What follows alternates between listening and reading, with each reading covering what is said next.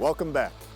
Quite an honor this past week for fifth graders from St. Joseph's Elementary School in Malone, New York, who got to march through their downtown carrying the torch for the 36th annual Empire State Winter Games.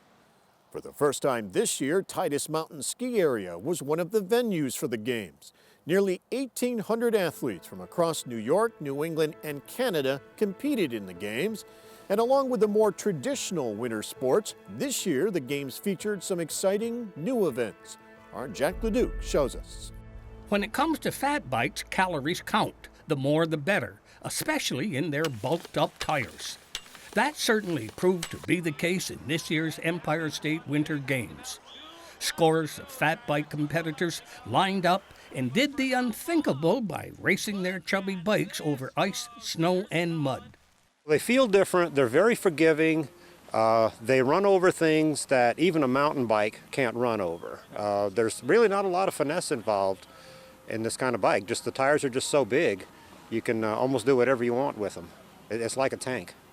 The fat bike competition and big air ski jumping were new this year.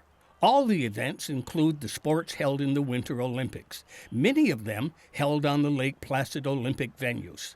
A record-breaking 1,900 participants from the state and eastern Canada marched into the Olympic complex for the 36 opening ceremonies. Fat bike racing held at Mount Pisgah and big air jumping at Titus Mountain added speed and excitement for the athlete and spectator. Venue operators at Pisgah and Titus built outstanding areas for the new activity. This is probably one of the best courses I've ever done. I'm familiar with riding in the mud. I'm familiar with riding in the summer, but this is a whole new experience. The back section over towards the beginning of the course was really icy, so it was a race of attrition. You just kind of had to keep moving, and any progress was good. And you had to keep calm. The minute you were not calm was the minute that you started slowing down and your wheel started spinning, and it was a lot of throttle control on the bike just to keep the tire with traction. Studded tires with ice-gripping pieces of metal embedded in them lend a hand to staying upright. I think it was a tremendous help for the conditions for today. I'm a local and I live in Lake Placid, so I've had the chance to come over and check out this course. And just as of yesterday, it was so icy that I realized that studded tires was definitely going to be the way to go for the day. The studded tires, they grab into the ice and give you traction on the hills, and then also control when you're coming down the hill. So it's a great advantage. Surprisingly, the history of this new way of biking is not much older than today's competitors.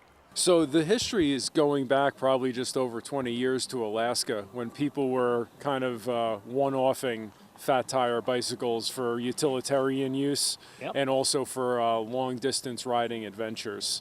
And so it started there.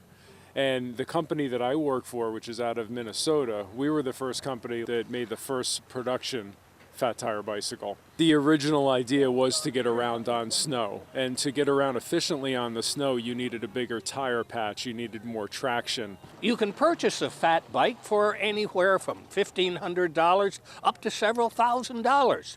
And the main difference between a fat bike and a mountain bike is the frame. It's a little bit wider to accommodate the wider tires.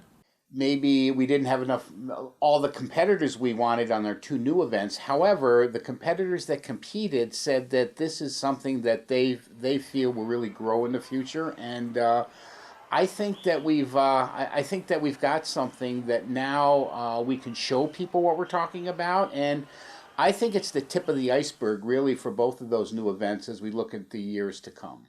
The goal of the Empire State Winter Games is to turn them into an attraction to bring out-of-state and foreign athletes into the Adirondacks to take part in the largest annual multi-sport event in North America. For Mountain Lake Journal, I'm Jack LeDuc in Saranac Lake.